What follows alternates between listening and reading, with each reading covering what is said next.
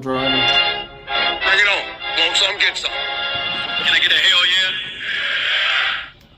Yes, I am a pirate.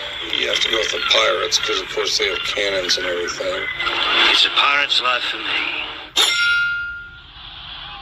Be proud of who you are and what you are. You're pirate. It is a first down. Pirates. Because when you're at East Carolina, you go for it every time. Or you don't coach at East Carolina, you don't come to East Carolina, you don't play at East Carolina with a weak heart.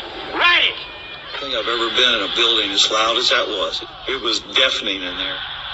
You live with Omaha? I can promise you that. And a couple all night long in Eastern North Carolina. You're watching The Sports Objective, the podcast for Pirates.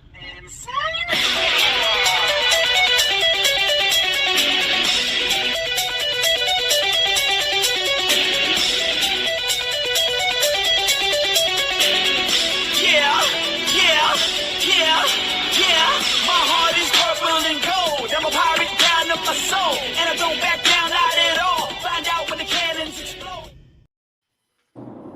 All right, welcome in to the Pirate Football Playback as the Pirates get the big victory over Army this week. And it feels like an eternity to go. I'll bring in Mr. Kyle from LaGrange Barber. How are you? What's going on, guys? Yeah, Thursday. It does seem like a while ago, actually. But good win Thursday night against Army. Dominant performance, 28-6. Defense played lights out. Offense played really well in the first half. Drive stalled in the second half. I didn't think we passed the ball enough. We'll get into the details of the game as it goes on, but very dominant performance by the defense. Yeah, what's up? What's up, Matt Semenza? What's up, guys?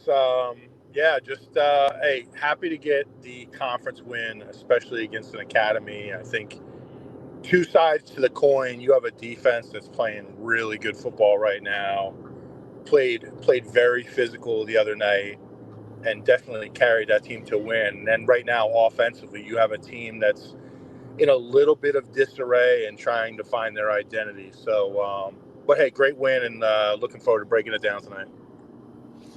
No doubt. Stevie Fly, brother, what's up? What was that? I don't know. That wasn't me. I'm not yeah. What's nice up, guys? Stevie. How's everybody doing tonight? I'm hanging in the big metropolis tonight. Yeah, from commissioner to commissioner, I know you're doing well. And what did you think about the Pirate win on Thursday night against Army? Should have been a lot worse than it was. Should have been, 4 points left on the board. I know we'll talk about. Kyle's already mentioned drive stalling and turnovers in the red zone. And I know Johnny's got some good stats. He laid it out there on another show the other night we were listening to. So Johnny's going to hit us with some good stats tonight. I see what you did there, Stevie. What did I do? The other show. Yeah.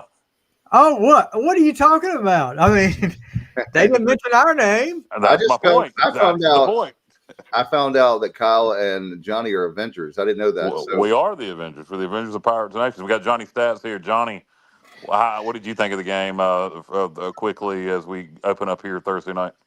Yeah, obviously, I was happy with the results. I thought they did not only on the field, but the whole presentation for military appreciation was done very well. I feel like ECU, I feel like the student body is very patriotic, more so than maybe some other schools that I've attended football games at. I don't know that. I just got that impression, and that made me feel good. But on the field, we'll talk about it later. But yeah, very happy. And I hate Thursday games normally, but it allowed me to watch football on Saturday from 12 to 12. So that was good. JR, you mentioned about the student body being more patriotic. Two things on that. One, I'll tell you off the air because I want to get into it on the air that some stats I looked up. But you like stats, you'll like this. Then the other thing is I thought the other night, and maybe it was just because we were winning that it felt this way to me, but I didn't feel like they went too over the top to the point where the patriotic stuff made the home field advantage go away.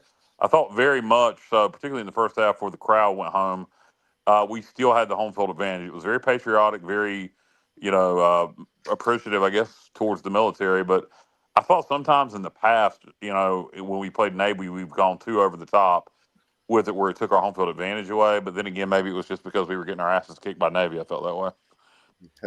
Yeah, I think that's definitely the case, Kyle, because we've sat through that. What was it, 2010 miserable 76 to whatever it was against Navy. 2010, and then Scotty's God, was it Scotty's first year or his second year? One of Scotty's years was about as bad as that 1-10. Yeah, People just always talk about the 1-10 because it sticks out so much. yeah. But I tell you what, really happy for the Pirates. And guys, one of the things before we break it down, I just was thinking about this as I was driving home, because I didn't get home to I'm still recovering from the Army game. 12:30 is when I got home on early Friday morning, and then I had to work on Friday. But anyway, one of the things I thought about, you look at this team, we're almost halfway through the season, which is hard to believe, by the way. After we play Tulane, it'll be the first half of the season, then we move in the second half of the season. But this team has not played a complete game, and we find ourselves at 3-2. And I'm not making excuses I'm not saying I'm happy being 3-2, but considering they haven't played a complete game and we're not at our ceiling, we haven't peaked just yet. At least I hope. We have a chance to do a lot of special things still in front of us. And one of these days when we do play a complete game, it'll really hit us between the eyes, don't you think? Well, we're going to have to do that against Tulane. We got a whole week to even get ready for that one, so we don't have to really get into that yet. But to beat some of the better teams in our conference, like Tulane, like Memphis, we're going to have to play a complete game. I think, and Matt will get into this in a little bit, but I think, at least my assumption is, the reason we keep running the ball, and the passing game was there all night Saturday or Thursday, and we didn't go back to it with the deep balls like we did early, and we just ran the ball. And I think they're just determined to establish the run because they know we're going to need it against the better teams. Yeah. So I think that's what they're doing. But Matt, we'll go ahead and get into this if you're in a good spot to talk about it, because I just brought up the running game. But Matt had an interesting observation about our running backs and our running game. Matt, do you want to go ahead and talk about that? Yeah, no, I mean, this has definitely been something that's been on my mind. And, talking about this a lot with a lot of different former players, trying to get a better understanding of why, when you look at the Coastal game and then the game versus Army, guys, those are two games that should have been put away by halftime. And I think what prevented that from happening was the insistence on just running the football, just lining up and running the football. And it's almost like a little bit of a stubbornness right now. It's like, we're going to run the football come hell or high water. And I think because of that, you put yourself in a situation where, you're halfway through the third quarter in both of those games, and it's anybody's game when you should have had it put away. So I'd like to see, let's put the foot down on the throat and let's finish teams before we start experimenting too much. But yeah, Kyle, I think what you're referring to, observation I've made watching a lot of running backs, the way they're coached around college football, especially yesterday, just like you, JR, I watched all day. But our running backs are taught to hit the hole at 1,000,000 miles an hour, go straight ahead, hit the hole as hard as possible. And I think that really hurts their ability to cut and use any vision whatsoever. And I'd like to see a little more, maybe delay, mesh, and the ability for our running backs to get to the line of scrimmage in a little more of a delay manner, where they have the ability to jump step or jump cut, read the defense, use their vision. Because if you guys go back and look at that film the other night, there were so many rushing yards left on the field because our running backs are taught to hit the hole at 1,000,000 miles an hour, and they're just not able to use their vision. So hopefully I'm explaining what I see. Have you guys noticed that? I have, JR, or I have, I've heard Matt. that a lot. Yeah, I have, Matt, and I think the reason they're coaching it that way, in theory, if you've got a good offensive line and you're going fast, and you hit that hole at 1,000,000 miles an hour, and then you can get into open space, then cut. But our O line is not good enough to create these big holes. So you got to look where that hole is, and then adjust accordingly. Cut to the left, cut to the right. We just seem to hit the hole and go straight up the middle. And I'm with you. I think I understand why they're coaching it that way, and I think it has to do with our tempo offense and just go go go. Just hit the hole, don't think, just go. But you sometimes you got to look. You got to use your vision. You got to cut left, cut right. Think about, and I know this is going to sound funny, but it's a good analogy. Dave, you like analogies. Um, so think of it like making love to a woman. So sometimes you want to hit that hole 100 miles an hour and just go go go, and sometimes you just need to ease in there and nest your way a little left, a little right. Because I have children listening, so keep that in mind. tell them to leave the room. Well, You just gotta kind of ease your way in there.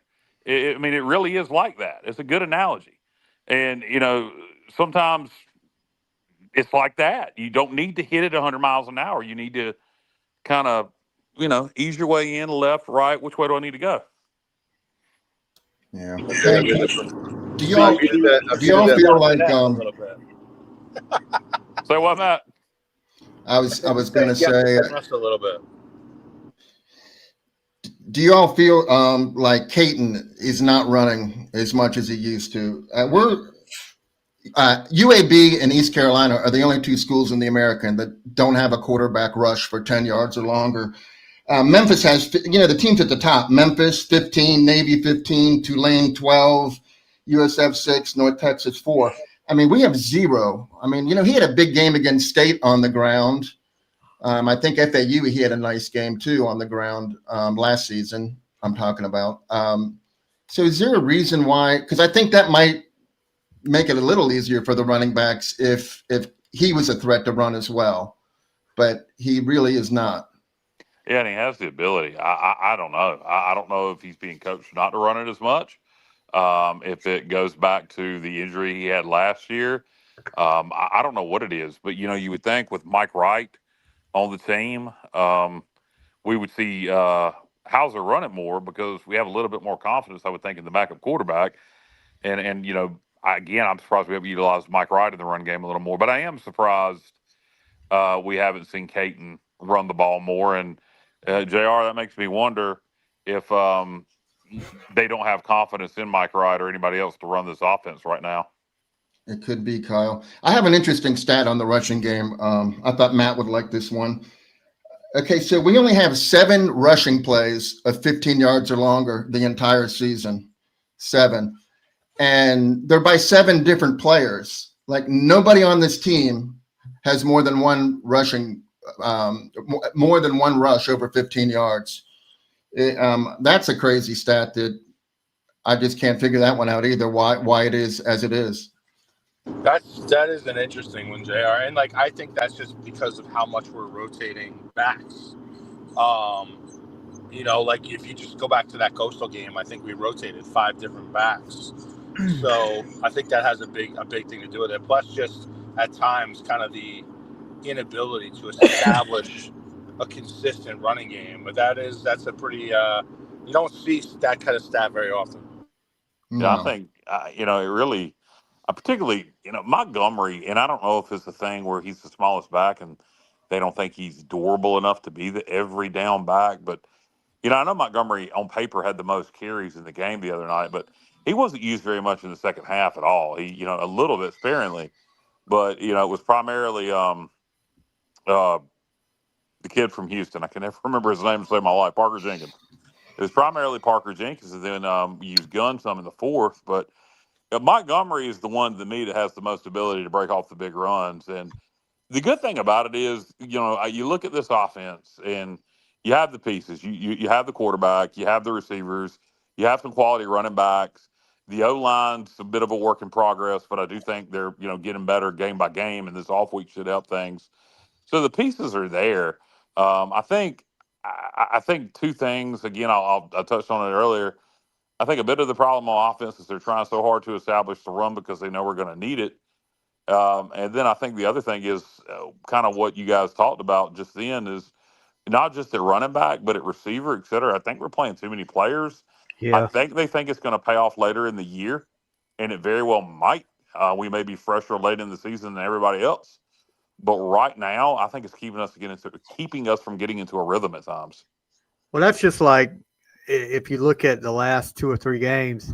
I know we've talked about it from game one.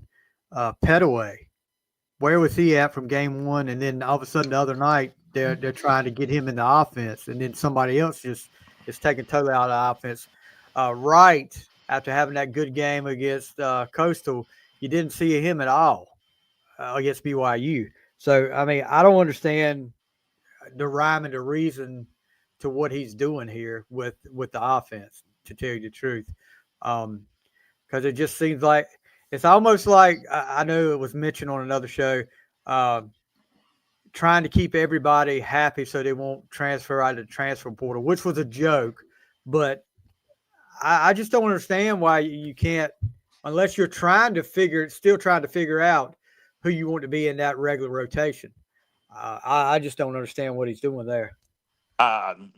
Stevie, I kind of really believe, and I'd like to ask, having an opportunity to ask JDB this, and maybe at one of these press conferences, post-game press conferences Dave's at, or either Alan Vick can ask Blake Harrell, is the amount of players we're rotating on offense have to do with trying to be fresh for later in the year by playing so many players?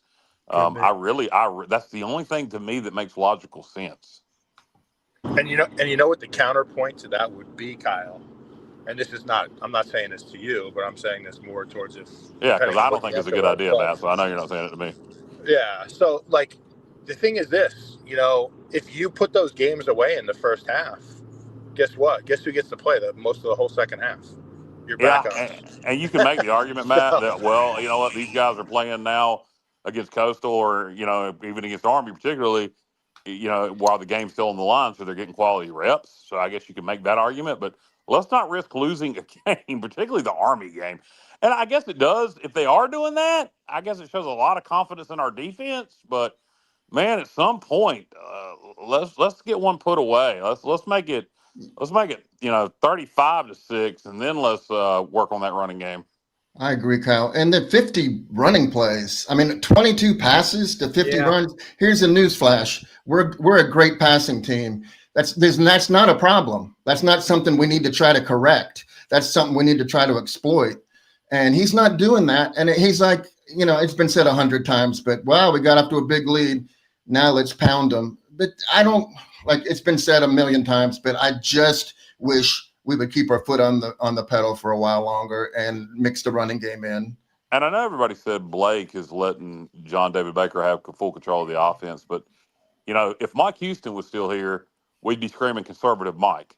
Yeah. So I do wonder if Blake's having anything to do with this. Like, he's an old school guy. He comes from a triple option background. If he wants to establish that damn run. Good question. It certainly seems like it. It certainly seems like it. And again, not to sound like a broken record, because I think we talked about this last week, but everybody wants balance. That's a fact, right? You look at all the great teams. Think of the great teams in the NFL, right? When the Dallas Cowboys made their great run, Aikman in the passing game. 21-50 ain't even. That's not balance. Think about right. Well, what I'm saying is, balance doesn't necessarily have to equate to a 50-50 split in play calling. You could set up the run through the pass and run for the same amount of yards when the game is over. So I think it's kind of odd to get hung up on how many the plays you're calling. Specific, are we running the ball equally to how many times we're passing it? And I agree that the mix the other night was very odd. Now, I got it in the fourth quarter when you're trying to hang on to that lead and just bleed clock. But up until that point, it just didn't make much sense. Well, Matt, I do wonder that, I can kind of tell even going into this game, Blake had a lot of confidence in our defense against the triple option this year. And I do wonder if he knew that defense was going to shut Army down the whole game, particularly once he saw it in the first half. And he basically told JDB, hey, run the damn ball. Let's just not turn it over, and we got this one. I wonder that. Everybody's putting it on John David Baker. At the end of the day, Blake Harrell's the head coach. So, he has overrule power to John. He may have said, hey, defense is playing great. I have full confidence in defense is going to keep them shut down the whole game. We got a 3-score lead. Let's just run the rock and not turn it over. Hello. Hey guys, yeah, let's get some comments in. By the way, I wanted to mention Cindy was mad at me, so because we're trying really hard to get as many people in as we can. But the good news is a good problem. We have a lot of people watching and listening because it's Pirate football, and on top of that, we're winning. So Cindy, I apologize if it's also because me and JR are Avengers. Exactly. Yeah, that's why. Avenger power is but just the fact that I think a lot of people, what they're saying is, here's another thing, Matt. I wanted to get you going to put any of the comments up, Dave? Well, yeah, we can. Hey, put Kenny Curlins up. He's got a good point there. We talked about this last week too, about how many penalties there. And I think what Johnny, correct me. Yeah, that is a good point, Kenny. We have one penalty, right? Two penalties. Yeah. So yeah, we did a good job in a short week cutting down on that, cleaning that up. Yeah, a lot of pre-snap penalties against BYU. A lot of them on first down and third down, key downs, and did we even get a pre-snap penalty? Were either one of the penalties called this week pre-snap? The first penalty was that kick out of bounds, the kickoff out of bounds. Okay. We got it to 35, and there was one more. Was that a holding penalty? It was a holding penalty, wasn't it? I think you're right. But it was no pre-snap penalty, so that's really good.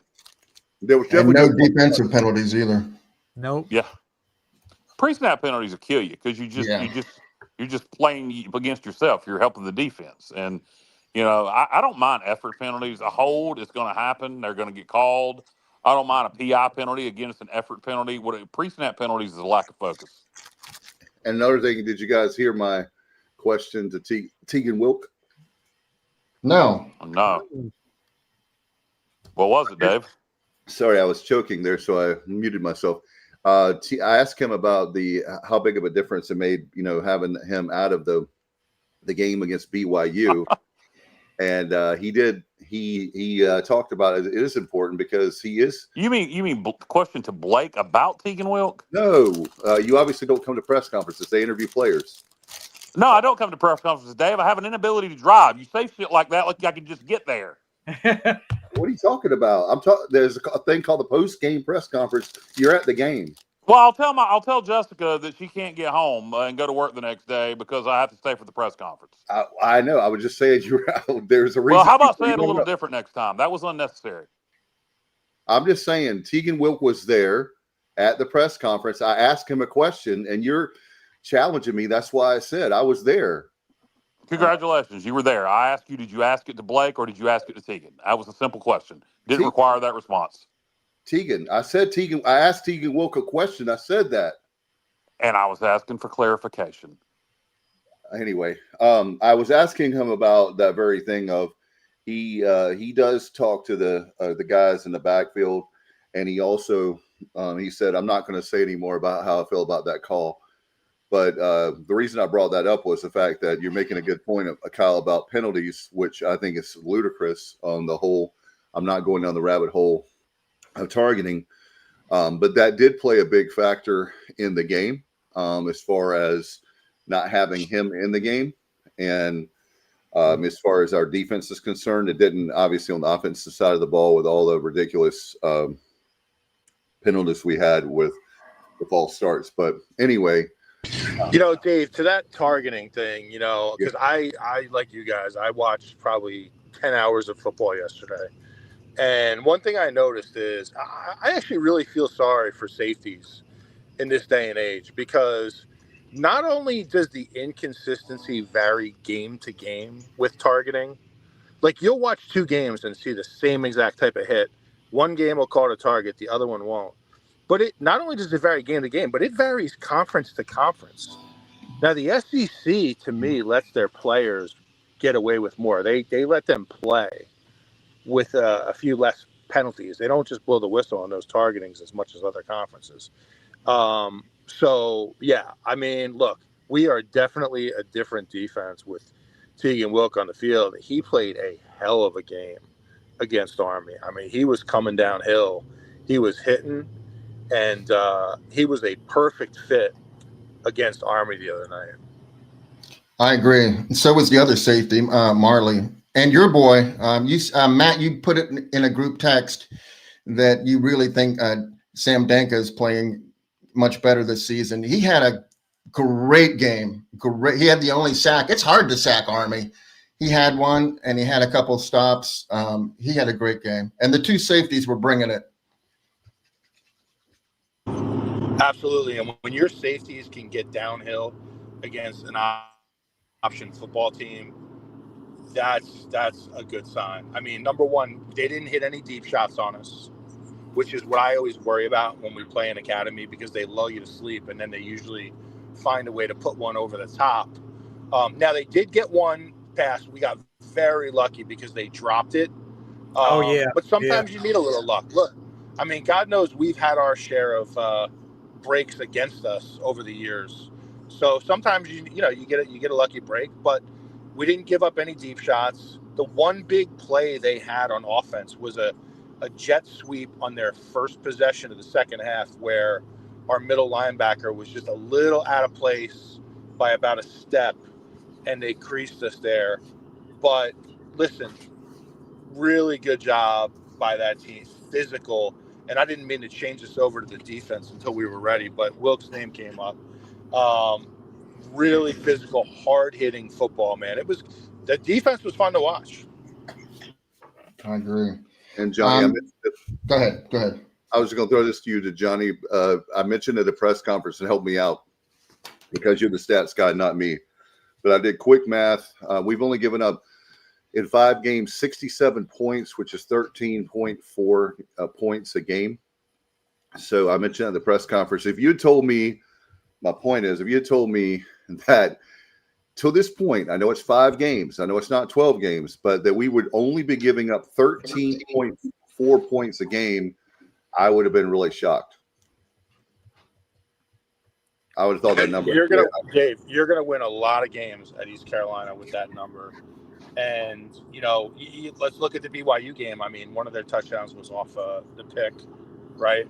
But the defense is definitely.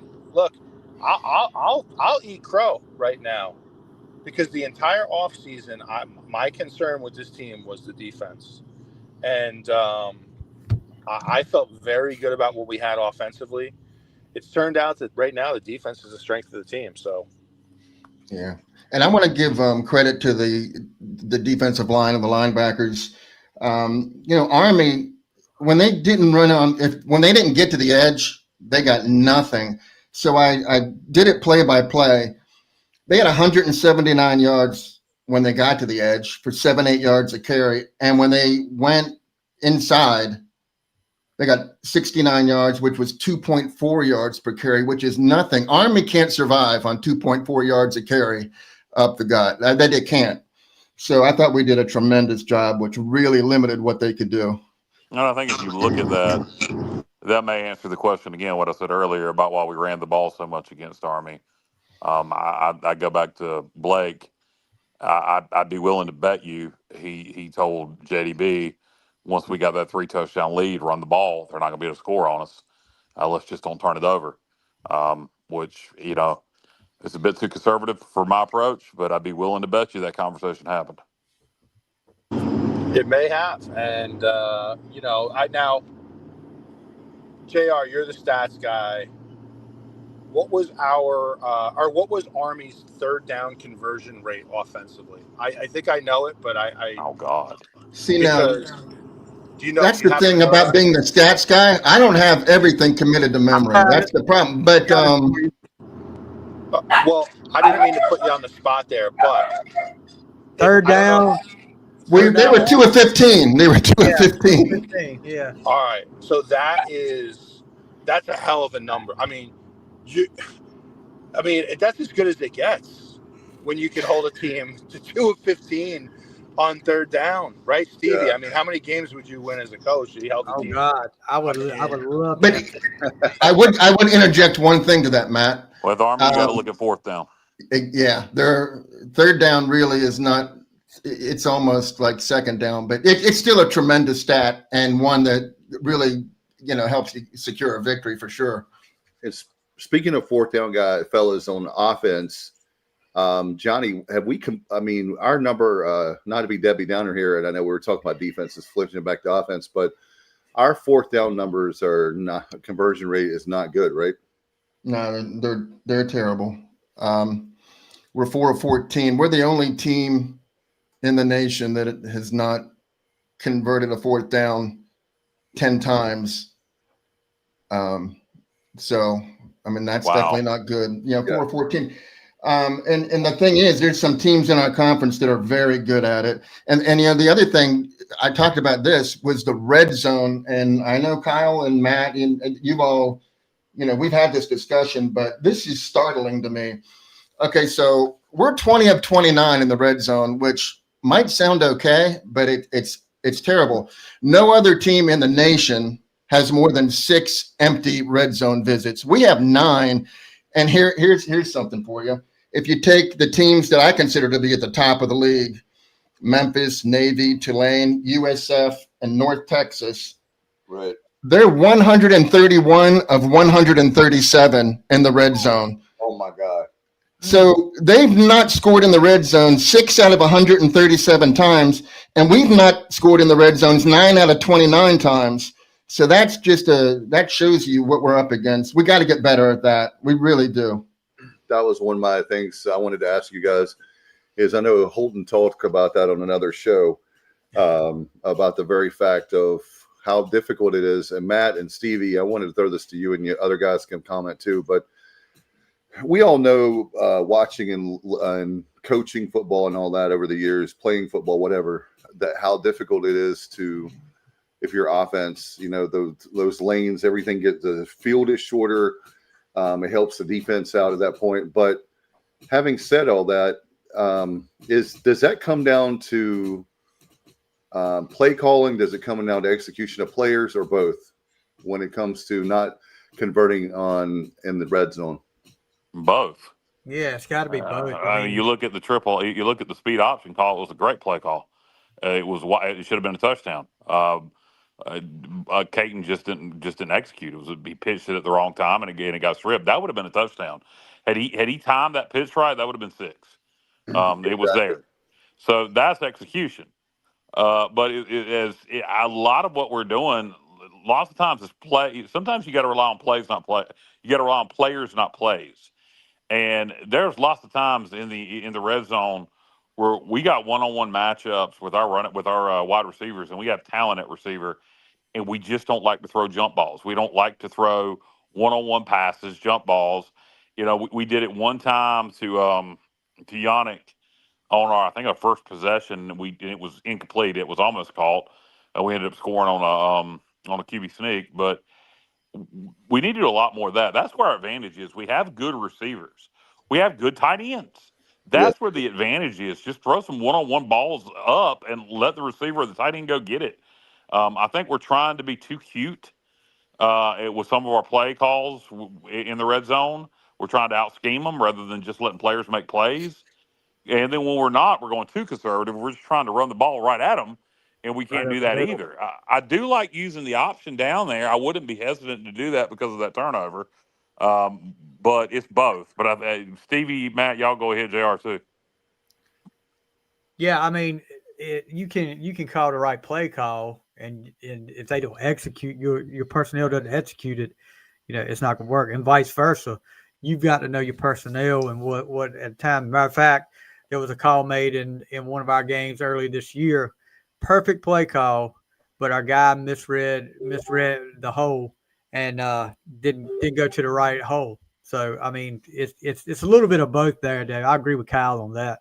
When you're in the red zone, like you said, it gets tighter, and it's really hard to make the exact play call. But your personnel's got to be there too. Yeah, you also have our running game. That kind of is a direct effect as well. The fact that we're not very productive in the running game.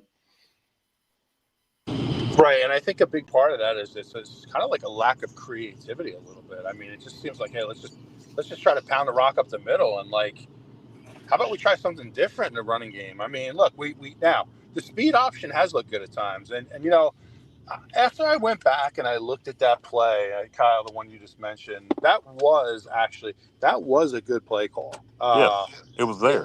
It wasn't executed properly, unfortunately. But I don't think just don't think like the running it up the middle is the winning formula for this team. Again, No. I think for us to run the ball effectively, I think it has to be you set up the run through the pass, stretching the field horizontally and vertically, and you create lanes versus the other way. And I've always felt that way about East Carolina because the fact is, we just don't get we don't get O linemen like Georgia. We don't get O linemen like Alabama Right. here. I mean, we get Right. a certain type of O lineman that excels more in pass protection, especially this year. So I just think there's different ways to go about it. Now, I'll tell you what, the bye week comes at a perfect time for us this year. Yeah. I mean, it couldn't have come at a better time. You're coming off your conference win. You have a big game coming up on the road against a good opponent, and now you get 2 weeks to prepare. And look, I have a lot of faith in Blake Harrell. I really like Blake as a head coach. I think he's very tuned in to what we need to do to win. And my hope is that they really take a look at this, especially these red zone struggles, with a lot of extra time, and they just find some different ways to clean it up. Yeah, guys, that very thing. Let's do some comments really quick while we have so many people. Thanks again there's so many people watching and listening tonight. Will says, hell of an effort by the defense, a much better play on third down. Kenneth says, defense wins championship. Our defense continues like this. We'll be a contender in the conference. Axel says, but he goes against reasoning to go for it on fourth down, which ECU did at least 2 times and failed both times. He said, if you had lead and trust on your defense, you don't go for it on fourth. And kicks. Well, here's the thing. There's 2 ways to look at that, Axel. If you trust your defense, you may go for it on fourth down more. Correct. And the reason for that is because you trust your defense. So if you give them a short field, you trust them. Right. So there's 2 ways to look at that. So I have no doubt they trust our defense. I think it was interesting that Blake said on that field goal, fake field goal. If you go listen to his press conference, he said that he said we went for it on fourth down a couple times, didn't get it. He said, to heck with that. He said, next time we're down there, I'm kicking the field goal. And then he had second thoughts about kicking the field goal because he was scared about getting it blocked, so he decided to go for the fake. Right. So I did think that was interesting. It'll be interesting to see what his approach is going forward. If that's going to continue, where he said, to heck with this. When we're down there, we're going to take the points. And, there was a 4th and 1 play where I was screaming to kick the field goal. And it was relatively, close down there. And the Murphy Center in Kyle? I don't even remember, to be honest with you, but I was screaming to kick the field goal, and we went for it on fourth down and didn't get it. Yeah, we was like we had a second down and short, 3rd and 1, and then we had a 4th and 1. If it's the same, we could have kicked there was one in the Murphy Center. It was a chip shot field goal. It was in the second half. It was to the point where it would have made the game 24-6, and we didn't go for it. And I think also some of the thought of that was, if you don't get it, so what? BYU Army doesn't have a high-powered offense. They nickel and dime you, so make them go the distance of the field, even if we don't get it. So I'm sure that was some thought into it too. But at some point, take the points, because in that game, a couple of field goals. That game, if it was 27-6 earlier in that game versus 21-6, that game would have been put away. Because when we did have that one last score and keep it, that was in the 4th. But when we went up 28-7 or 28-6, it was ball game. Nobody was worried at that point. True. We got some more coming in. Let's see. Robert says, Army coach looked demoralizing at post-game presser, didn't really answer any questions, never saw the fake field goal coming. Well, Pearson, they ran Pearson out, and he redeemed himself after that muff punt against BYU. Man, that was brilliant. And I was going to say, hey, Matt, I was going to say, back in your day with Coach Logan, I know a lot of people say that with trick plays that means you don't have talent. Trick plays are great if you know when to use the trick plays, and I'm not saying do trick plays like all the time during the game, or they wouldn't be trick plays, right? But I thought that was brilliant, and that pretty much was the dagger in the heart to Army. What did you think? I thought it was a perfect call for that time, because I'll be honest, I just sitting at home watching that game, it never once occurred to me to fake that field goal. I didn't even think about it, and clearly Army didn't. And you know, Pearson he's tiny. I mean, he's tiny and he is quick, lightning quick, and he's perfect to run that play with because he could just kind of slip in there and behind the offensive line, you don't even see him. So great call. Like we on this show we're always we talk honestly. We will be critical at times, but we'll always give credit when credit's due. And that was a great call. And I even take it a step further. Like, how about we get some little crossing routes to Pearson, or maybe just some little screens. I wonder if he can't catch because he didn't play wide. He didn't play wide receiver any at Oklahoma State either, Matt. I mean, he is quick. Good Lord. He looked like a playmaker.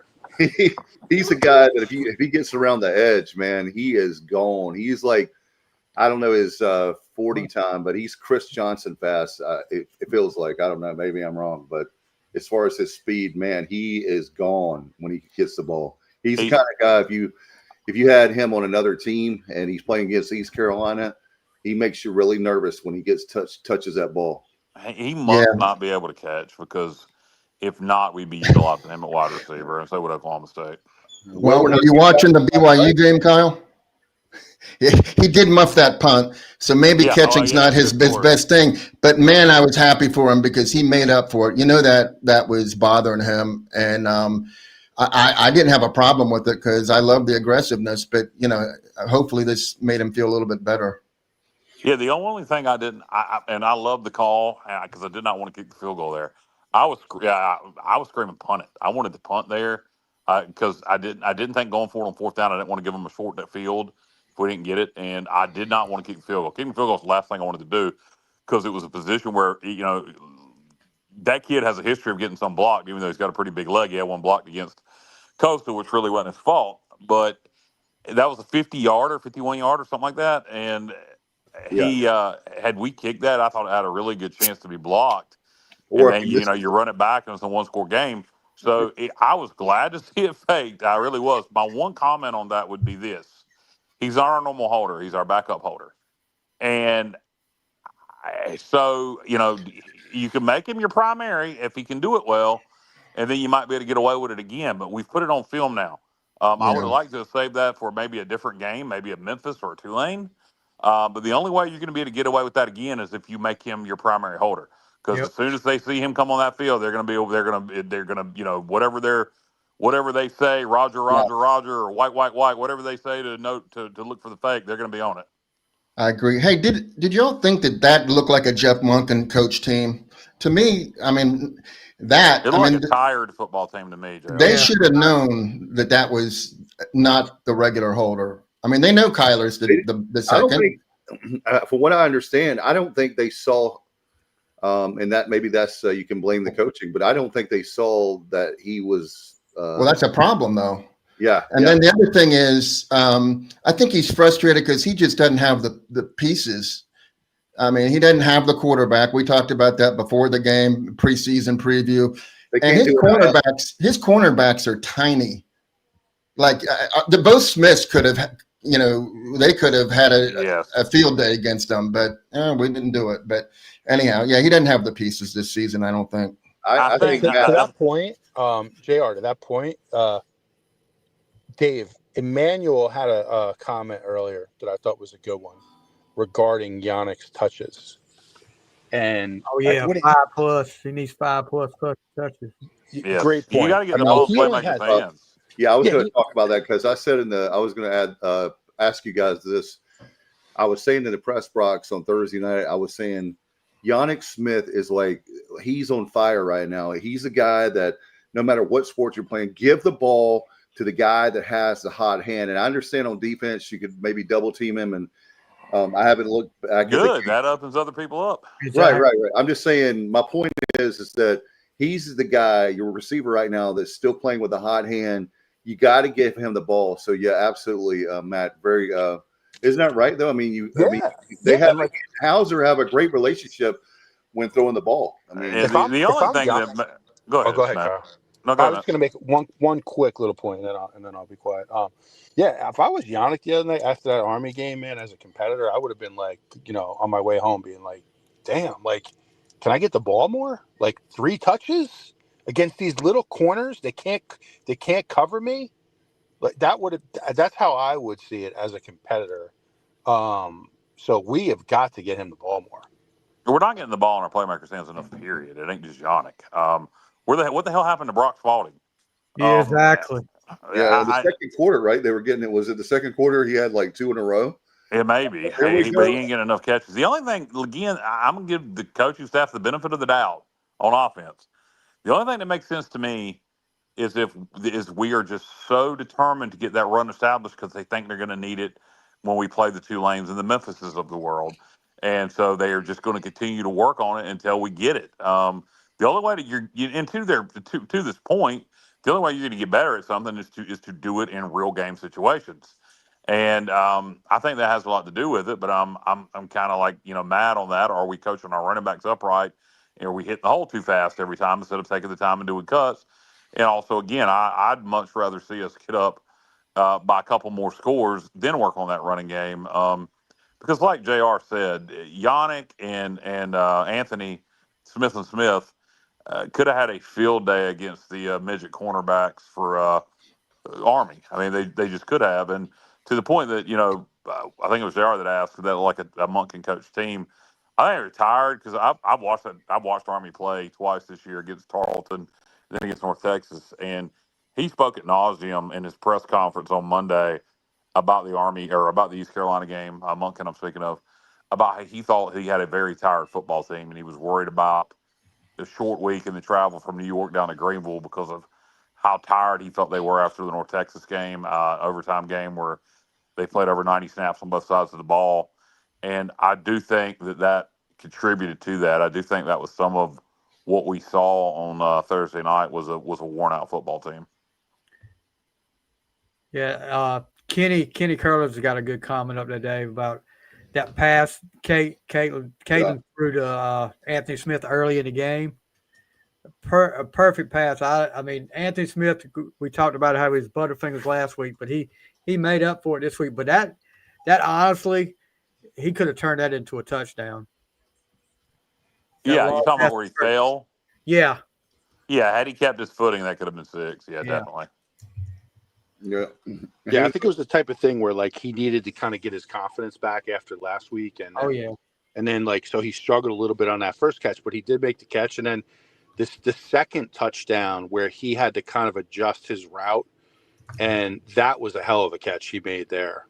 Yeah. That was Anthony Smith, right? Do I have that correct, guys? It was, yes. Yeah, so that was good. I was glad to kind of see him make a big play and kind of get himself back into a little bit of a groove. And JR, you have a great point to make. Go ahead and make it. I do. No, that was Kyle's point. I said he should say it. Oh, okay. Because it was brilliant. I never even thought about it for a minute. So I'll let Kyle. Can you read my comment, Kyle? Yeah, I'm reading it right now. On a short week, especially. Yeah, exactly. Yes, a good point about them being tired. Yeah, they have commitments beyond just what the normal college kid has. They're in the Army. They're in the academy. They have a lot of other things they have to get done, whether they're playing football or not. Now, I don't know if they give them any kind of break as football players, particularly on a short week. Probably not. So yeah, they were probably very tired Thursday because they don't just have to go to class. They have a lot of military commitments they have to do, along with going to class, along with practicing for football. So yeah, I don't think that's one thing that probably going forward, and Navy's dealt with it relatively well. It's probably something Coach Monken needs to get on the phone with the Navy head coach and see how he handles it because this is just year 2 for Army and the American. As an independent, they didn't have to worry about Thursday night games. So that's something that he probably needs to get on the phone with the head coach at Navy and see how he deals with short weeks because they did not handle it well. I have another point to make, and I want to get you guys something that hit me Thursday night going home and on Friday thinking more about it. How much of a factor do you think? I know we have Navy's playing a lot better, but the service academies not being able to offer NIL, how much in that world, in the world we live in now, how much of a difference they already have a disadvantage to begin with, and now having that.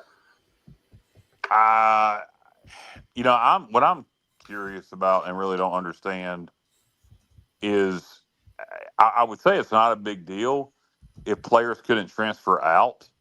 Because another thing, they can't just go in the portal and grab somebody. I'm not sure how players are just able to transfer out of Army or Navy or Air Force. I wouldn't think so. They can. They lost one of their best defensive players. Oh, wow. I think to Georgia, maybe. JR, help me with that.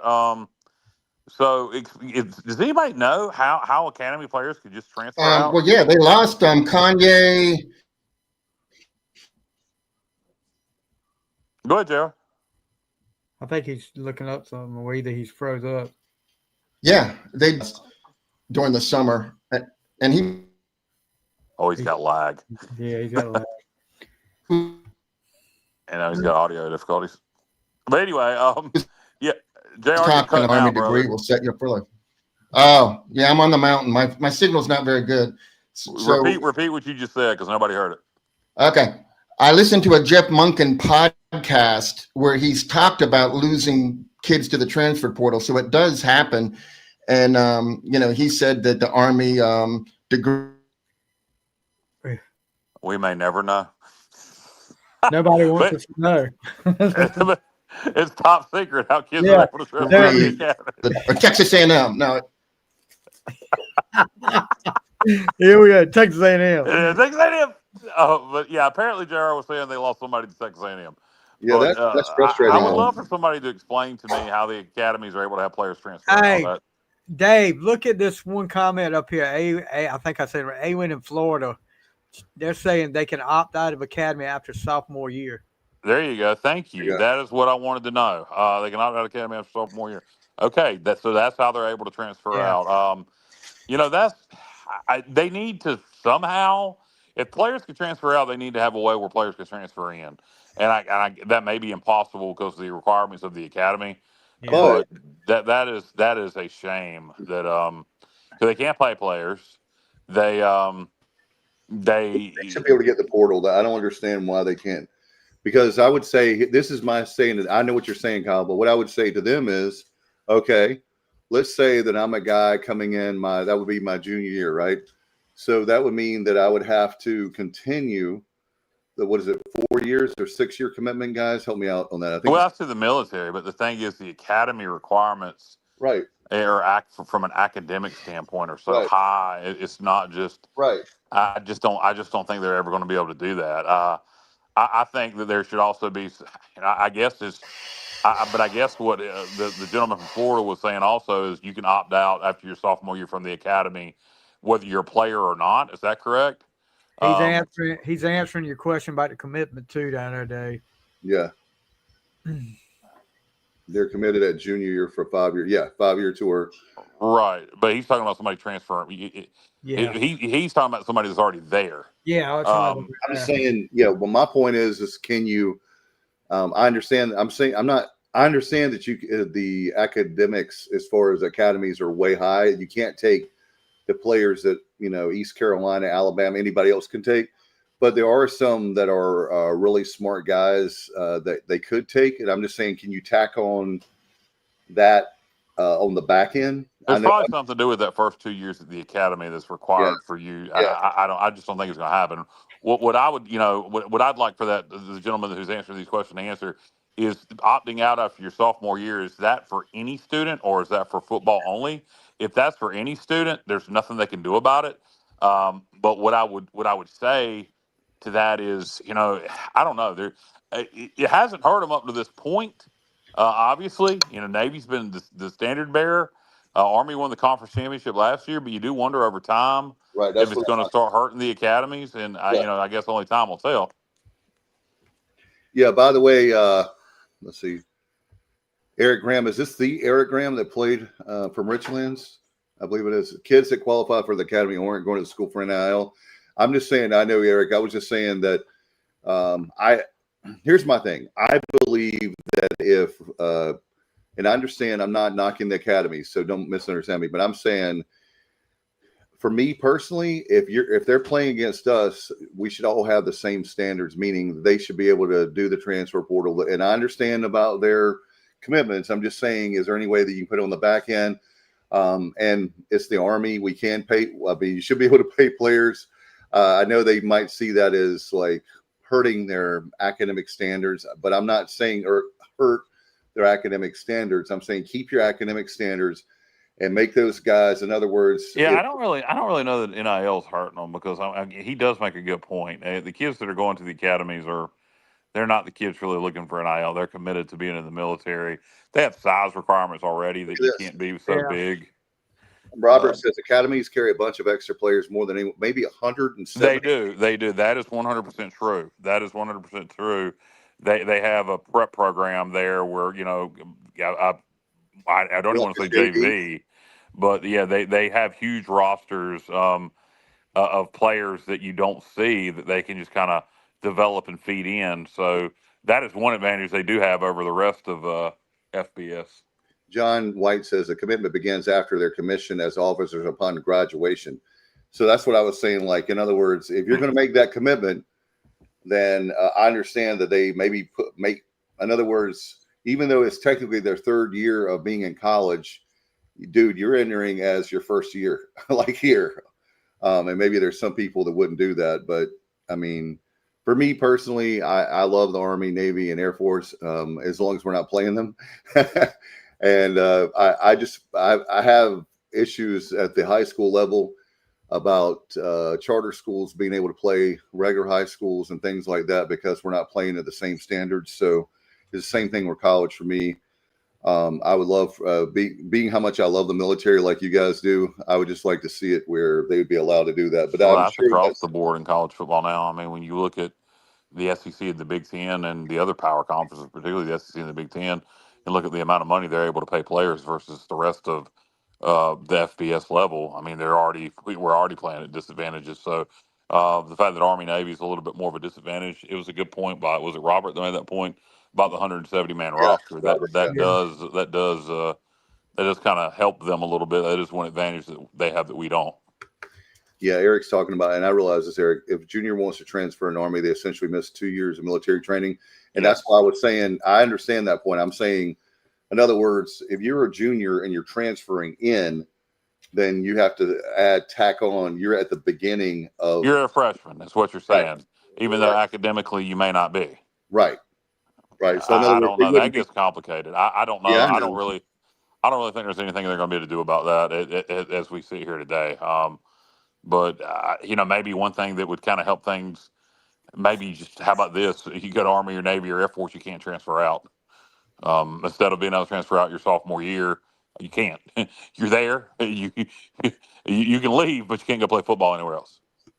Yeah, Justin says, Dave, talk about charter schools. Our AD at Eastern Wayne won't let us schedule charter school. Here's my thing about charter schools. So everybody will understand this is not political at all.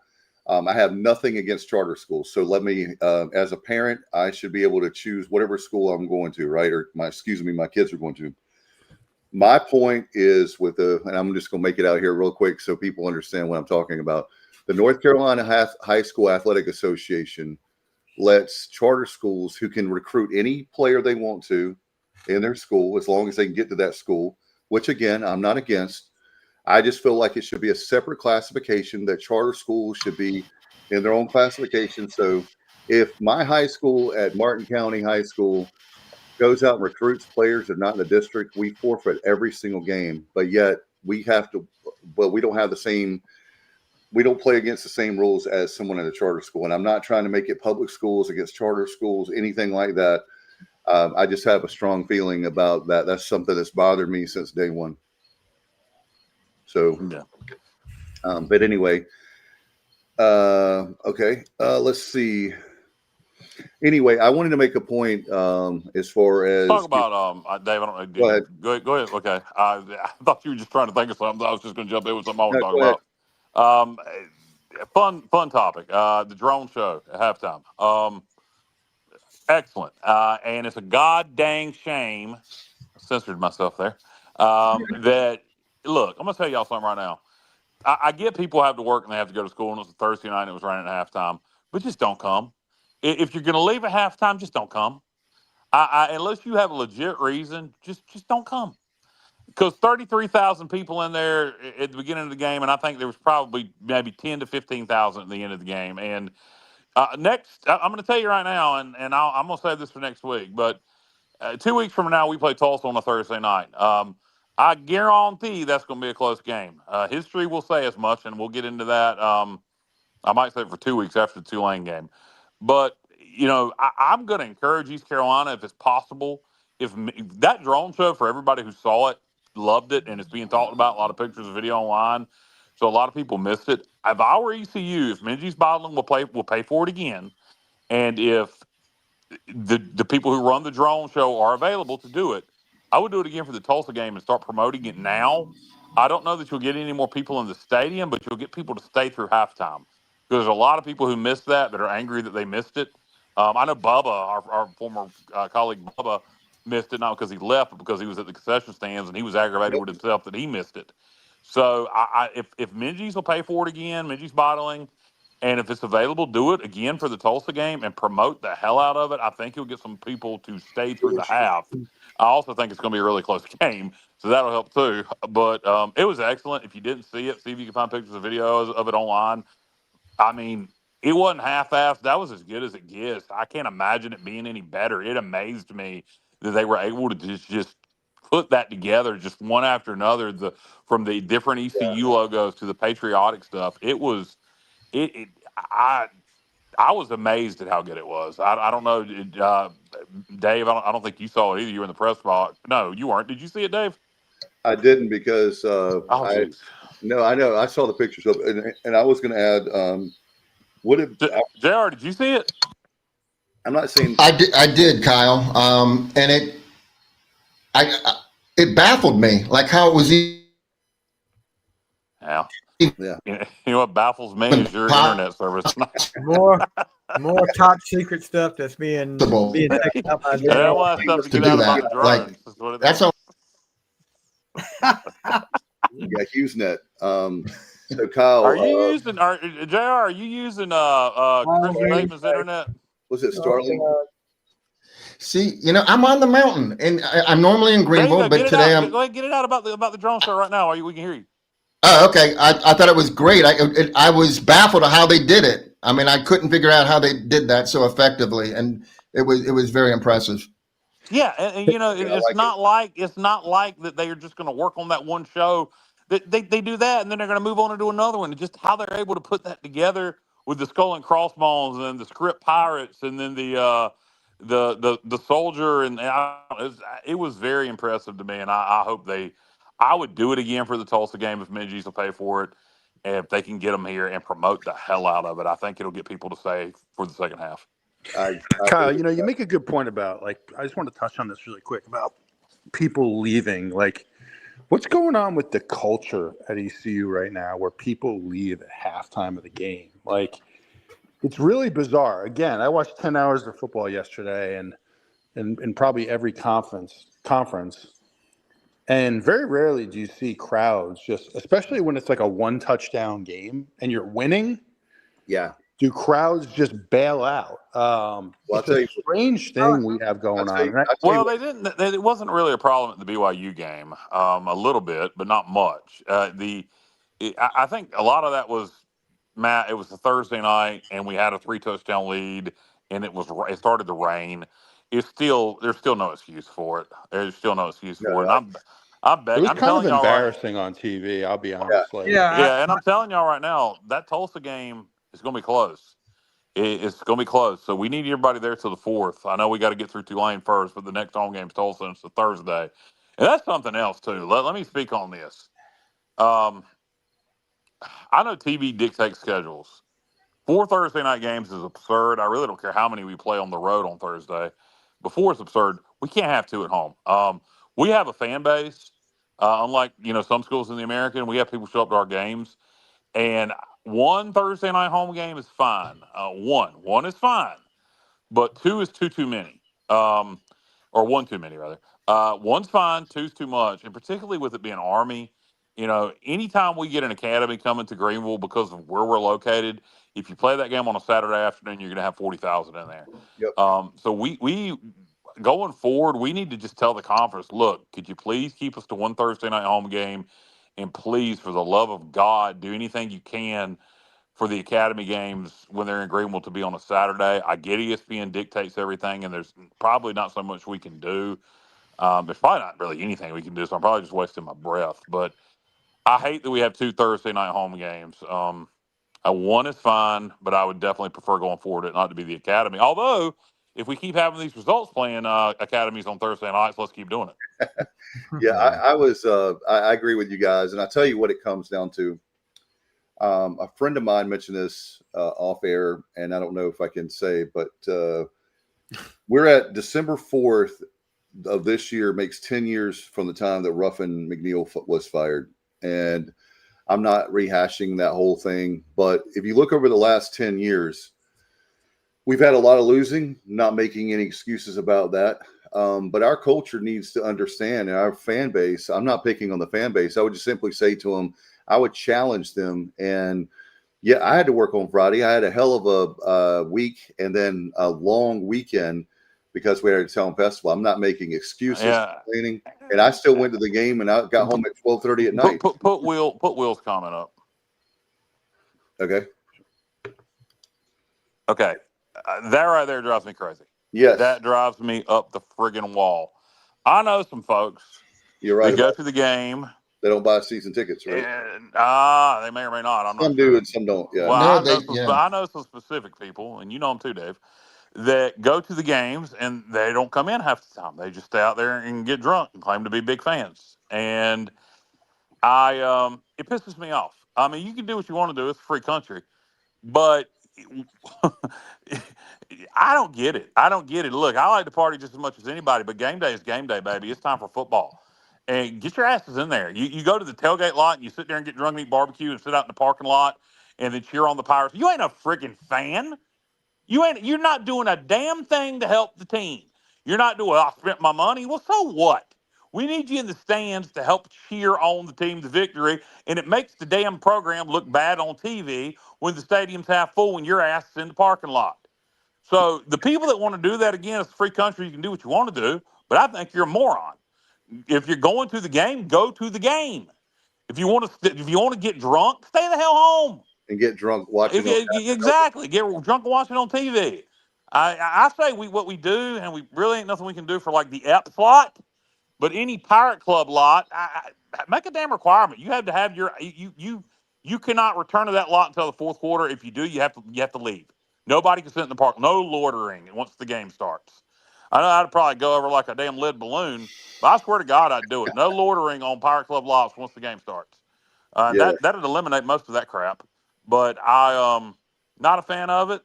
And there was another comment saying for us not to pick on the fans about the weather. Look, if you got a medical reason where you can't be out in the rain, I completely understand that. I totally 100% get that. There was a time in my life where I wouldn't have wanted to be out in the rain for medical reasons. But unless you're elderly or you have a medical condition, put on a poncho and get over it. Yeah, no doubt. Well, I tell you what, but my point to the whole thing is if you compare, I would just say this, every season is different, but compare the crowds before 2015 and after 2015. They used to always stay. We used to have people what we're missing still, guys, is we're missing the casual fans. And here's what I'm saying by that. Kyle talks about people drunk. I'm talking about the people that do show up to the games, the people that maybe buy the season tickets because they go, ooh, look at this schedule. You've got NC State and you've got Memphis and you've got all these great home games, Army. And there are people that buy season tickets based on the schedule, right? So that's why when I talk about scheduling, people get mad at me for talking about scheduling inside the administration. They need to understand that we are, and they know it, a business. And the way that you help your gate is by having a strong conference. We have the conference games. You can't dictate that, but you can dictate the non-conference games. So people aren't excited when we play Campbell, but we had a decent crowd for that. We've been playing well, I also heard, by the way, guys, that I want to get your take on this, but for those that are listening and watching and the panel also, I was one of my Pirate friends. She said that she waited a whole 25 minutes in line for the concession stands. Yeah, I'll touch on that actually. Was that this week or BYU? Army. Yeah, there's no excuse for that. I'm going to touch on that. And normally, that kind of topic, Dave, about the concession stands, I would say, who cares? Let's move on. But I'm going to touch on this because I saw there's something firsthand, two things that pissed me off the other night. Um, Me and Jessica went up to the concession stands when we first got there. I always, grab something to eat when I go in. That's typically what I eat for dinner if it's a night game. And so I went to the stand. I got a couple hot dogs and a soda. The dude handed me one hot dog. This is two things. This is kind of more just, are you an idiot? The dude handed me a hot dog. Then he had another one, and I took the other one. And the guy goes, "Were both of those for him?" No, dude, I'm stealing the effing hot dog. What the hell kind of question is that? I wanted to slap him. But here's the other point. Jessica was just getting a drink at another concession stand, and she literally, the young lady who was making a fountain drink, it probably took her 3 minutes to make one fountain drink. My grandma, who's dead, could move faster than her. I don't get it. I don't. If you're that unmotivated, just go to the house. That's the problem. When you got people that are so unmotivated, they're sitting there taking 3 minutes to make one fountain drink. Yeah, you're going to be waiting 25 minutes at the concession stand, even though the stadium's half empty. So yeah, that kind of crap. That we need to improve on that. I don't know what you do about that. And then I told you the way that whenever you have they've gone cashless, not only because of COVID, because it speeds things up. But we talked about it with Ryan Robinson on our show when they have that at NFL games and professional sports. And we talked about this before. I think we did. If we didn't, but my nephew is a really big fan of movies, and he buys the AMC popcorn, deal, $25 a year, whatever it is. Can we have in the lake amusement parks? Can we have it where I buy a souvenir cup? I have one from an amusement park that I have from 5 years ago. I still have. I used to drink drinks out of. Give us maybe a seasonal cup or some kind of thing, and pay a certain amount for the season. The same thing for popcorn, where all I have to do is if I show that I have that bucket, quickly give me the popcorn and get the hell out of there. The same thing with the if you have that, or like we talked about before, where you pay so much per game, like $10 for the cup, and you just go to the souvenir station and do your cup, and that will help out eliminate another thing. And it seems like I'm being critical when I say this, Kyle. You were talking about the unmotivation. I love charities. You guys know I do a lot of charity work and different things in my community in Greenville, however I can help. But when it comes to this situation, we have student groups and we have charity groups. Some people care, some people don't. They're just kind of like there. Oh yeah, I'm doing this game, and I'm not knocking all of them, but I believe that we need to look at maybe putting more Airmark professionals in there to move up the lines. I believe the Airmark people could do a better job, and I know that I'm getting crucified like I'm anti-charity groups or anti-nonprofits. I am not. Maybe we can make donations to those groups on campus, but that's the only way that you're going to speed up the lines, is to get Airmark people in there that do it every single day. And I hate. I would suggest this, and then we'll get off the concession topic. Yeah. The Coastal, now they were, these things were free, so you can do this with paying. The common things that people are going to buy, popcorn, hot dogs, etc. Why not just have them sitting out, let people grab them, then pay? So you don't have to make them. Just go ahead and pre-make a bunch of plain hot dogs, because they don't put any toppings on them. You have to do that yourself. Go ahead and pre-make a bunch of things of popcorn. Go ahead and sit out a bunch of Gatorades on ice. Have it sitting out. Let everybody just grab it. Keep walking, and then pay after you get your stuff, instead of having to wait for somebody to make it. But that's pretty much all I have to say about that. Is there any other points anybody want to make before we get out of here? No, I'm good. There is another topic that came to mind, but we can save that for another time. It's not a direct topic related to the Army game or the Tulane game. It's just but I would rather have Matt here to discuss that. So Yeah, we'll Yeah, so we'll save that for next time because it's not directly related to the game.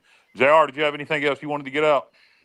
I tried to watch all the American games, and I feel like Tulane, they're already running the ball well, and they played Tulsa, and the game was 31-14, but Tulsa really gave them a much better game than that. But their D line just got worn out in the second half. But now Tulane's freshmen had 3 touchdowns. So, now we got that to worry about. And then Navy and Rice, Navy won 21-13. That was a boring game, and that score is indicative of the game. And then North Texas beat South Alabama 36-22. Yeah, North Texas can't stop anybody, but their offense is great. I watched on the way home from the Bellamy Brothers concert I went to last night, JR. I watched First time North Texas. Okay. This is the game I watched the most of. Yeah. So 55-26 Memphis. Memphis looked great. What, y'all can't hear me? Or you can? You must not have been able to hear me. Oh, probably not. Okay. Hey, Kyle, if I said you had a beautiful body, would you hold it against me? Absolutely not. I'd hold it against you, but I wouldn't hold it against you. What I wanted to say about Memphis FAU is FAU went for it twice on 4th down, 4th and 1 and 4th and 3 from inside their own 30-yard line. They didn't make either one of them. So that's kind of why Memphis scored a touchdown both times. So that's why the score looks a little bit lopsided. But FAU is a great environment. We have to go down to Boca. They're gonna do their best to give us trouble. So I'm not overlooking that one. Yeah, as I was trying to say, JR, on the way home from the Bellamy Brothers concert last night, I was watching Memphis and FAU, and you kind of made the point. FAU is probably a little better. At least they were playing highly motivated last night. And, maybe Memphis wasn't motivated after that Arkansas game. We'll have to see. But Florida Atlantic looked like they could cause some trouble for anybody on offense last night. But again, how much of that was Florida Atlantic being highly motivated and Memphis not being very motivated? I don't know. I have to see Florida Atlantic play more as the season goes on. I do like their head coach. I think he's a good offensive mind. Yeah. They snapped the ball fastest of anybody in the country, too. 19 seconds. Yeah, we're at 23 seconds, right, Johnny? When we're doing the up tempo. I don't know if he heard you or not, Dave. Yeah, we're snapping it fast, but the standards tonight. I know we're not snapping as fast as they are, but I had heard it anyway. We can save that, as you said, for another time. Do you guys have any comments quickly about any of the games around the country? A lot of great games. That Georgia-Alabama game. Alabama, wow. And also the UVA upset over Florida State. That was exciting to watch. UVA probably needs to be a little safer when rushing the field. It looked awesome on TV. Yeah, Stevie. It looked awesome on TV, but good God, I thought somebody was going to be killed. I'm going to call it now. Two things, and then I'm going to be done. I'm going to shut up and we're going to get out of here. One, I think the American is really good this year, and I don't think there's a bad team on this in the league. UAB, but we don't play them. Charlotte's not very good, but they've had our number. But even the teams that you perceive as not being very good, Tulsa, Florida Atlantic, that are on our schedule, Temple, all three of those teams are dramatically improved from last year. So we do not have an easy game really left on the schedule because I'm not even going to say Charlotte is because they're going to be fired up to play us. So it's going to be a tough road the rest of the way. There's going to be a lot of close ball games, but I'm going to make a bold prediction now, and I'm going to keep saying it. I'm going to speak it into fruition. If we can win enough games where we're hot, you may be bowl eligible when Memphis comes to town. I'm going to call it now. We'll have our rush in the field moment when we ruin Memphis this season. Sounds good to me. No doubt about it. On Senior Day, baby. On Senior Day. November the 15th. Very early Senior Day, but that is our Senior Day because we have back-to-back road games after that. So I'm telling you, that's if you're Memphis and we're playing good football at that time and they're still undefeated or one loss, top 25 team, sniffing the playoffs, coming to ECU for Senior Day, just look out. November the 8th, the week before that, we're playing Charlotte. Favorite team, Charlotte. Yeah, and I don't like that either. I think I don't really like our home schedule this year. I think Charlotte and Memphis both have the potential to be huge crowds, so I hate having them back-to-back weeks because some folks can't come to games back-to-back weeks. But Anyway, we've gone long enough, guys. I'm done. All right, guys. Well, good luck to everybody, whatever you're doing this week, because we don't have a game. But we will. I assume you guys want to do a Wednesday night show. I hope so. I don't see any need to it. We can talk about it off the air, but we'll definitely be back Sunday. Yeah, well, we can do one. We'll get out of here, Stevie. Thank you, Matt. He was in a bad cell area. Thanks to Kyle, Johnny. Thanks to everybody listening and watching tonight. This has been the Pirate Football Playback as Army loses to the Pirates 28-6. And we'll be back with you very soon. Good night, everybody. And as always, go.